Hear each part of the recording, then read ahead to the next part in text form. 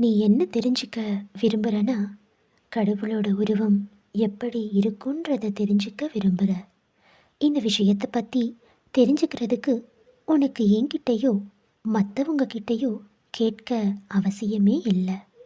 கடவுள் எல்லா இடத்துலையும் நீக்கமர நிறைஞ்சு இருக்கிறத நீ கேள்விப்பட்டிருக்கிறியா? அவர் நம்மக்கிட்டேயே இருக்காரு, உனக்குள்ளேயே இருக்காரு. இதில் ரொம்ப நல்ல விஷயம் என்னன்னா, இதில் இந்த கேள்விக்கான விடைய நீ உனக்குள்ளேயே தேடலாம். எப்படின்னு கேட்குறியா? அது ரொம்பவே சுலபம். நீ கண்களை மூடிக்கிட்டு உட்காரு. கண்களை மூடிக்கிட்டு கடவுளை தியானம் பண்ணும்போது உனக்கு முன்பதா எந்த உருவம் தரிசனம் கொடுக்குதோ அந்த உருவம்தான் உன்னுடைய இஷ்ட தெய்வம், உன்னை தேர்ந்தெடுத்திருக்கக்கூடிய தெய்வம். அப்போ நீ தெரிஞ்சுக்குவ.